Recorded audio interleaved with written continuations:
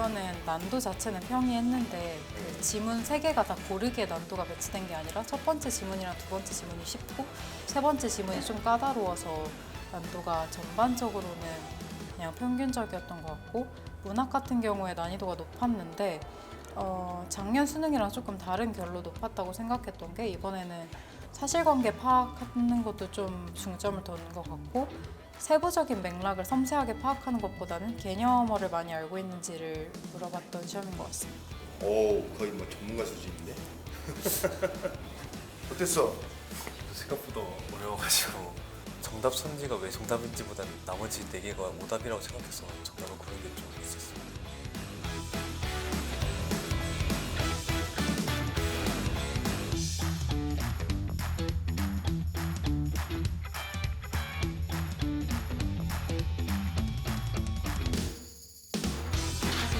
타버치 눌러주세요.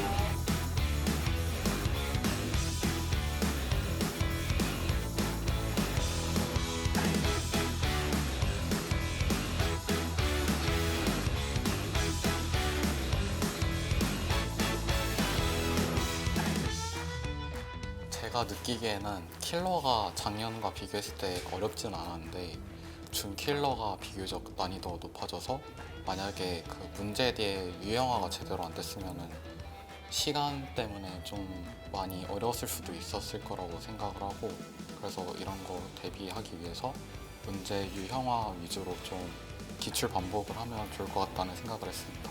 오늘 시간 몇 분 안에 푼 것 같아? 넉넉하게 풀었어요. 다 풀었을 때 50분 50분 정도? 네, 근데 여러 번 보느라. 네. 역시 사고속도의 달인입니다.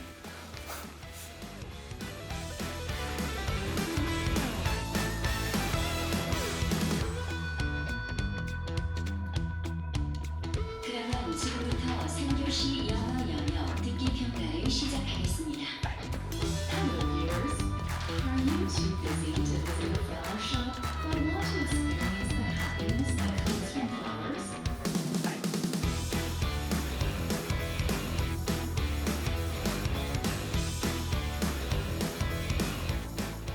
평이했다고 생각합니다.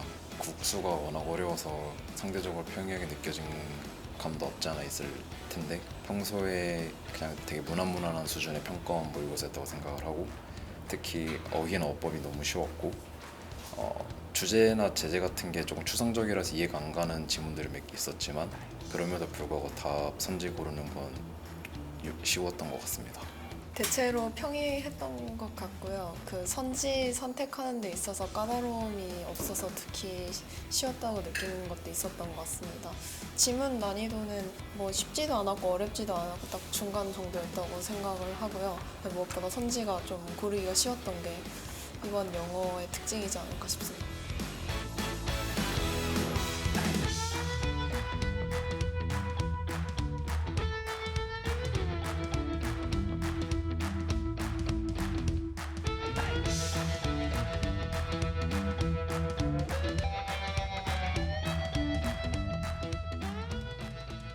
두 시험 모두 다 기출 문제 중에서도 항상 나오던 단골 문제들이 그냥 그대로 출제되어가지고 이번 기회를 통해서 이제 기출 문제를 제대로 점검하였는지 확인해 볼 수 있는 시간으로 보면 좋을 것 같습니다.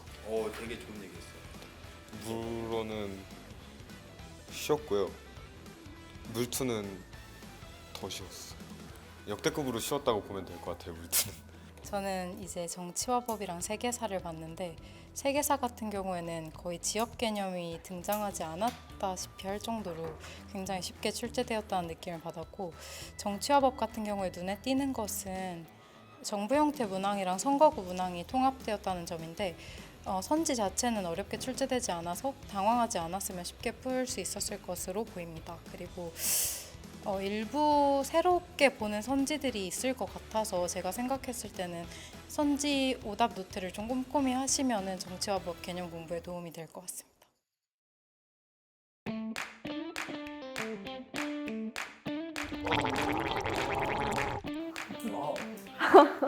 제일 연장자. 예. 저는 작년도에 강남 하이퍼 의대관에 재학했었던 97년생 김태훈이고 올해 정시로 충남대 의예과 진학했습니다. 저는 03년생 조민서고요. 이번에 삼수해서 수시로 한림대의예과 진학했습니다. 저는 04년생 오준석이고요. 이번에 정시로 서울대의예과 진학했습니다. 안녕하세요. 00년생 함영선이라고 합니다. 4년 전에 강남와이프 본원을 다녔고 현재 서울대 경제학부의 20학번으로 재학 중입니다. 안녕하세요. 저는 21년도에 강남아이프 본원에서 수험 생활을 보낸 02년생 조수민입니다. 저는 고려대학교에 갔다가 연세대학교에 갔다가 지금 서울대학교 언어학과에 재학 중입니다. 독특한 이력을 가지고 있습니다. 안녕하세요. 04년생 이준교입니다. 작년까지 강남하이퍼 기술의대관에 다녔고 지금은 수시로 연세대학교 미래캠퍼스 의예과를 재학 중에 있습니다. 사실 이게 좀 심적인 부담이 좀 덜해서 체감 난이도가 쉬울 줄 알았는데 이게 머리가 많이 굳어가지고 좀 어려웠고 너무 오랜만에 모의고사를 봐서 감각이 되게 신선하다는 느낌도 조금 들었었고, 그리고 생각보다 카메라 아래에서 문제를 푸니까 집중을 하더라도 약간 의식이 되는 부분이 있어서 좀 긴장이 더 됐던 부분도 확실히 있었던 것 같습니다. 저도 풀 모의고사를 4년 만에 본 거긴 한데 4년 만에 봐서 그동안의 트렌드를 제대로 팔로우를 못해서 그런지 나름의 격세지감을 느낀 것 같습니다. 사실 수능도 중독이거든요. 그래서 이걸 보고 계실 분들은 아마 아시겠지만 계속 모의고사를 보다 보면 조금씩 중독이 됩니다. 몇 번 더 보고 싶은 마음이 생기는 것 같습니다.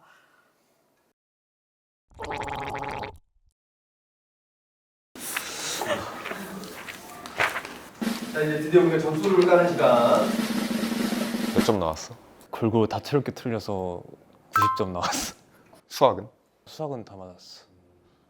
넌 잘 봤어? 솔직히 말해서 잘 본 것 같지는 않은데 그래도 감이 그나마 있어서 그런지 생각보다는 잘 봤던 것 같아. 몇 점인데?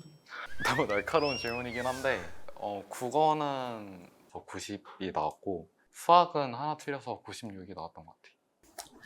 나는 국어는 이제 독서 하나 틀리고 문학에서 하나 틀려가지고 95점이고 수학은 딱 88 정도인 것 같고 영어가 생각보다 못 본 줄 알았는데 나도 아까 태훈이 오빠처럼 못 본 줄 알았는데 생각보다 잘 봐가지고 영어도 2개 틀려서 94점인 것 같아. 그거 몇 점이야? 비문학에서 하나 틀리고 문학 2개, 화작에서 2개 틀렸는데 89점이고 그리고 수학은 90인데 영어는 97로 L은 나왔어. 준소가 너는? 나는 국어는 다 맞았고 34번 정도가 조금 어렵긴 했었던 것 같은데 수학은 전체적인 난이도 자체가 어렵다고 생각이 들진 않았는데 또 실수를 해가지고 3점짜리 하나 틀려가지고 97점 나왔고, 나는 국어는 독서랑 문학 반반 틀려서 91 정도 나왔고, 영어는 그래도 다행히 다 맞았어. 이게 안 보다 봐서 그런지 논리 지문이 진짜 접근이 안 돼가지고 약간 이게 15, 16번 나 솔직히 둘 다 쉽게 못 넘어갔거든. 근데 이게 나만 그런 건가? 다들 괜찮았어? 15, 16번? 16번이 답이 1번이어서 보기 문제 답이 1번인 것 때문에 조금 더 고르기 힘든 것도 있는 것 같기는 해. 특히나 앞에서 7번에서도 답 1번 나왔었으니까 보기 문제 2개가 1번이라고 생각하기는 쉽진 않으니까 그것 때문에 조금 더 고르기 힘들었지 않았을까 싶기는 해. 오늘 필적 확인 문구가 희망을 속삭이는 아침이 밝아오냐는데 이제 딱 처음에 나는 독서부터 풀거든. 그래가지고 이 딱 정당이랑 이 에틸렌 이거 보고 딱 희망을 가졌다가 이 에이어 나오자마자 갑자기 이 희망이 싹 사라져가지고 굉장히 고통스러웠는데 이 여기 A 부분에 보면은 이게 막 귤은 맛있다 하는데 귤은 맛있다가 갑자기 판단 문장이라고 했다가 판단 문장 아니라고 했다가 그리고 선지에서도 판단 문장이라고 했다가 판단 문장 아니라고 했다가 이런 게 있어가지고 좀 헷갈렸던 것 같아. 13번. 그리고 나는 문학에서 오답률이 높을 수도 있다고 생각을 했는데 그 문학 선지에서 사람들의 고정관념을 이용해서 낚는 선지가 좀 많았거든. 그래서 만약에 문학 작품을 제대로 이해하지 않고 그냥 바로 문제로 넘어가서 선지를 읽게 되면은 답이 안 보이거나 답이 2개로 보여가지고 시간을 많이 쓰거나 결국에는 찍어서 오답까지 가는 경우도 많을 것 같다고 생각을 했어. 확실히 우리가 EBS 연계 공부를 안 한 상태로 보니까 이게 연계 공부를 한 상태로 시험을 봤을 때는 그냥 당연하다 여겼던 게 생각보다 시간 차이도 많이 나고 해가지고 이게 시험을 준비하는 입장에서는 학원을 통해서든 꼭 EBS 수능 특강을 연계 준비를 해서 시험에 임해야 될 것 같긴 한 걸 느꼈어요 이번에. 확실히 그 익숙한 작품이 이제 시험지에 나오면은 큰 도움이 안 돼도 이제 마음의 안정감이 들거든. 그것도 확실히 시험 볼 때 큰 역할을 하는 것 같아. 형부터 해. 나 같은 경우는 사실 똑같은 순서를 하는데 이제 항상 언매 먼저 시작하고 완전 34부터 앞으로 쭉 문학지문을 다 풀고 그 다음에 독서 지문 앞에서부터 쭉 훑어봤을 때 좀 쉽다 싶은 것부터 먼저 하는데 시험장에서 이렇게 하면 좀 편한 마음으로 시간 안배도 잘 되고 진행되는 것 같아. 엄매 독서 문학 순으로 풀기는 하는데 일단 문학이 마지막에 있는 게 나는 조금 더 시간 압박이 있을 때 시간 안에 들어오기에 조금 더 편한 것 같아서 문학을 마지막에 두는 편이고, 그리고 독서 끝난 다음에 바로 고전소설 넣는 거는 고전소설이 아무래도 내용 일치 부분이 많다 보니까 독서 경향 그대로 가져가기가 좋은 것 같아가지고 독서 뒤에 바로 고전소설 붙이는 편이야. 독서 같은 경우에는 처음에 파지 검사를 하다가 내가 유독 약한 제재나 지문이 나오면 그거는 아마 맨 뒤로 뺄 가능성이 클 것 같고, 어차피 그거는 한 문제에 그거를 얽매이다 보면 이게 크게 실수가 나올 수 있으니까 너무 얽매인다 싶을 때는 과감하게 넘기는 것도 좋다고 생각을 해. 변태 같은 방법으로 풀어가지고 독서부터 풀고 그 다음에 언매 풀고 그 다음에 문학을 푸는데, 문학 같은 경우에는 시간을 무한대로 주면은 고민도 무한대로 하게 되니까 오히려 그 촉박한 상태에서 문학을 풀어야 쓸데없는 고민을 안 하고 이게 답이네 이게 답이네 하고 풀 수 있는 것 같아요. 내가 꼭 얘기하고 싶었던 게 하나 있는데, 뭔가 6월부터 9월 사이에 정 불안하면은 새로운 그런 풀이 방식, 순서를 좀 정해봐도 되는데, 근데 그거를 너무 바꿨다면 오히려 더 불안해질 수 있어서 자기한테 맞는 걸 꼭 찾아서 그냥 그 방법으로 계속 수능까지 연습해보는 게 가장 좋다고 생각은 해. 역시 국어는 제일 중요한 게 기출이니까 이번 기출과 새로 추가된 6월 모의사까지 합쳐서 준비해주면 될 것 같아. 내가 생각하기에 제일 중요한 건 아무래도 기출이거든. 이게 아무래도 사설이랑 평가원만이 내는 그 글의 차이가 있는데, 근데 그 글의 차이를 느끼려면 진짜 어느 정도는 기출을 계속 애내독하는 게 나는 제일 중요하다고 생각을 해. 나도 기출이 가장 중요하다고 생각하고, 일단 기출 다 외우고, 근데 기출도 중요한데 그래도 아무래도 새로운 지문이나 연계 같은 것들도 많이 보는 게 중요하다고 생각을 해가지고 그때부터 여러 가지 주간지나 사설 콘텐츠들 그런 것들 많이 접해보면서 최대한 여러 가지 글을 많이 읽는 것도 좋다고 생각해. 우리가 보통 사설은 기출보다 좀 소위 더럽다라고 표현하는데, 더럽다가 뭔지를 생각해보면 익숙치가 않다고 생각을 해.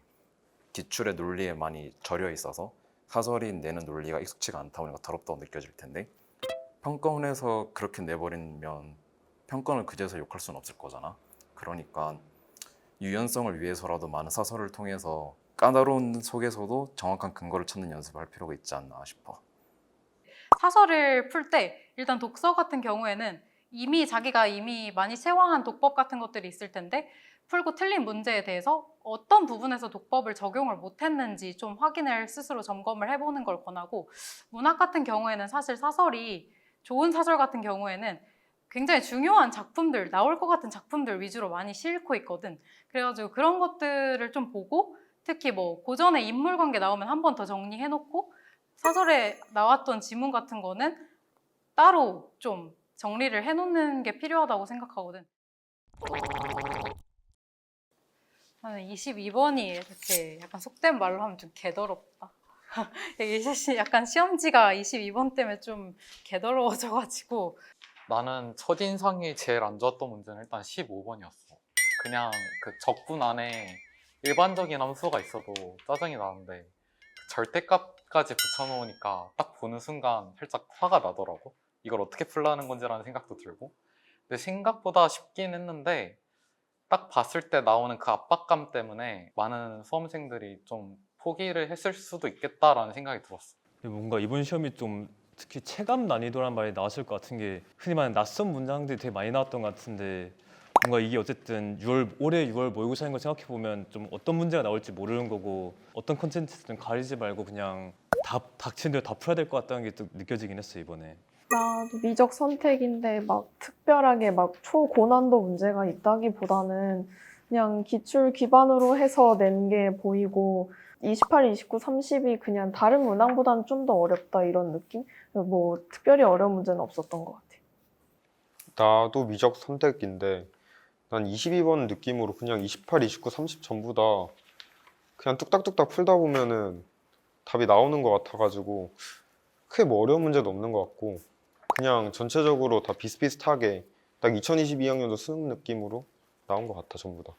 그 기존 기출과 문제 순서나 유형도 다 비슷하게 나와서 기출을 열심히 했다면 잘 풀 수 있었을 거라고 생각을 해. 난 학통인데 별로 그렇게 어려웠던 거는 없는 것 같아. 나도 학통인데 이게 막 독특한 아이디어를 쓰는 문제는 없었는데 원래 학통이 이게 안 하다가 하면은 굉장히 귀찮게 느껴지거든. 특히 28번 같은 거는 이 경우를 나누고 또 세야 되는 게 굉장히 귀찮게 느껴지는 학생들이 많았을 것 같고. 작년에 학원 다니면서 들었던 선생님 중에 이제 강용구 쌤이라고 있는데 아는 사람 많이 알겠지만 그 쌤이 수학을 공부할 때 어느 정도 암기를 하는 걸 항상 추천한다고 얘기했었는데 그 많이 나오는 형태랑 솔직히 많이 나오는 유형들 이제 공부하면서 누적되면 알게 되는데 흔히 만약에 딱 봐도 아는 유형 나왔을 때는 빠르게 푸시는 연습을 많이 수업 들으면서 해놓으니까 고난도 문항에서도 그게 잘 적용돼가지고 강용구 쌤 얼굴도 떠오르고 좀 편하게 풀었던 것 같아.